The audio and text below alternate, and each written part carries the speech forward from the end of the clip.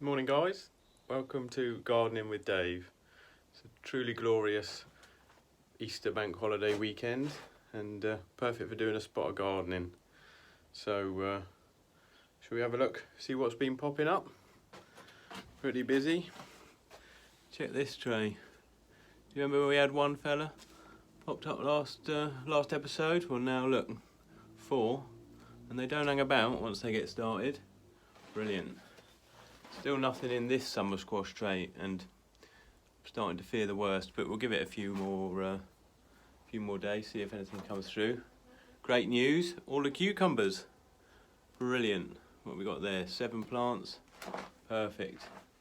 And even the other leek tray, Leon Prize Taker. Brilliant, only a couple so far, but hopefully it's a good sign. Hopefully we'll get some more. What else we got? These leeks doing okay still.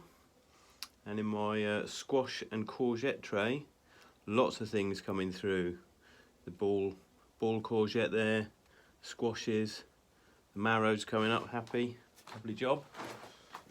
All the tomatoes doing well. And look at this, in my purple broccoli tray, you see there, appears to have been one of my tomatoes from last year has dropped into the compost, and they've started to come up, recognise the narrow leaves there, so I might look after them, see what variety it was. Brilliant. Still nothing on the peppers, and nothing, oh wait a minute, aubergine, look at that little fella, can you see? Brilliant. And even our electric daisies. Splendid. So, what else we got? I've seeded a few gherkins and cornichons. Get them on the go. Lovely job. And the other day, I ordered some strawberries online. Pretty tricky to get stuff on from garden centres at the moment. A lot of them are closed, but you can still get stuff online if you're patient. I was in a queue to get on the website. It took about 20 minutes, never mind. I got these. Quite funny. Strawberry plants came in a bag, wrapped up with a rubber band, no soil or anything. They all looked a bit like this, a bit withered.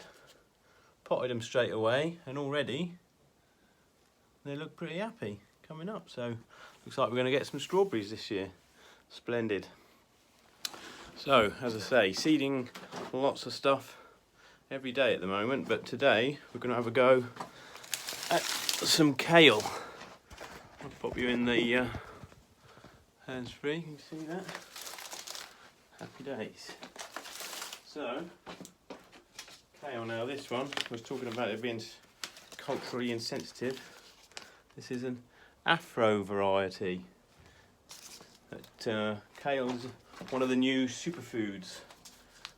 Very cool, but the way I like it best is to cook it up as just on a baking tray in the oven, make crispy seaweed. Delicious.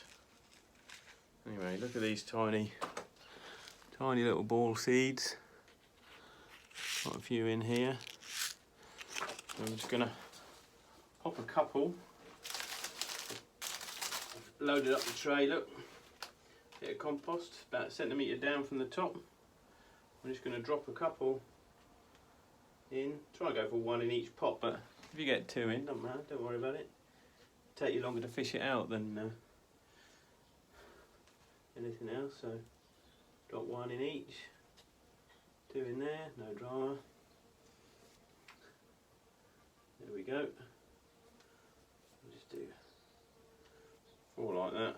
Couple left. Drop them in. We need a bit of compost on top.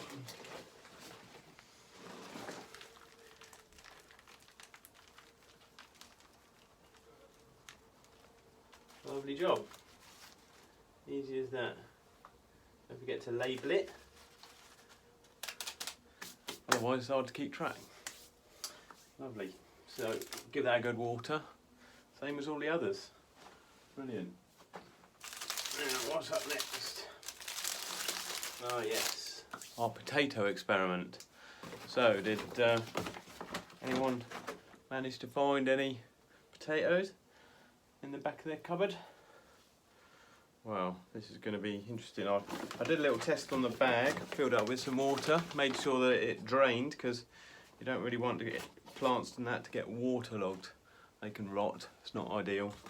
So this one appears to leak through the seam, so that's fine. Otherwise may have punched a hole in the bottom of it or something, just a little hole, just so that the water can drain out. Now for this, I'm going to use, this is just some mud from the bed here in the greenhouse, and I'm just going to pop some in the bottom of the bag. Not a massive amount, just an inch. Happy days. And then take your potatoes and literally drop them in. I'm going to put 4 in, just make sure something comes up. Look at this one, found it. It already started, found it in my compost heap.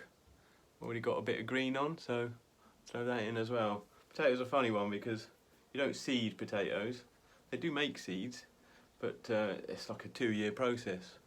They call the small potatoes like this seed potatoes, so it's the actual potato that grows the plant, and off the roots you get loads more potatoes. So I'm going to pop him in there as well, and then I'm just going to cover that just enough to cover the potatoes. Doesn't need to be amazing compost or out like that. In this instance, there's probably a bit of compost in here, but the majority of it is just mud. Get rid of any big stones. Don't need them.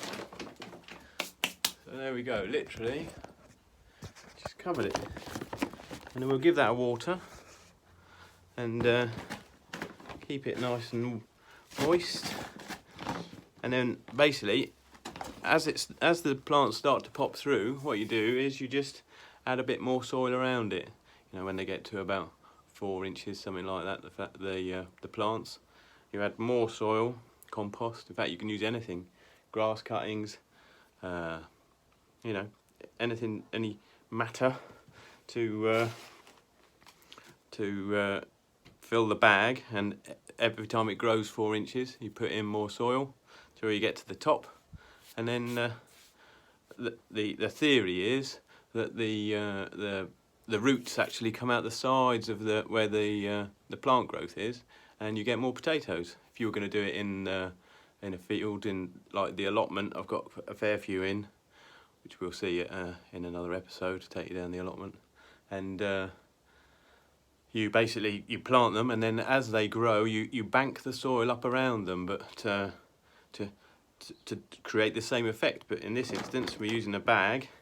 It's got handles on it, it's movable. If you haven't got a lot of space, perfect. Get a couple of these, you can move them around the patio if they're in the way, or find somewhere in your garden. Brilliant. So, what's next? Potatoes, kale, questions. Well, we had a few questions this week. What have we got? This one's less of a question, more of a joke, I'm assuming. This is from Gillian. Any tips for growing coriander?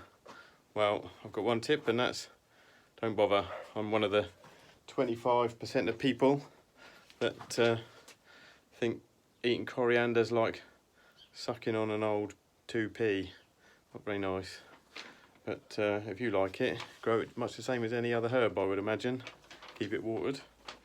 You know the rules. Another one here from Toan. I planted some stuff straight into the veg patch a couple of weeks ago. Rocket, beetroot, carrots. It's not been that warm and nothing has come through yet.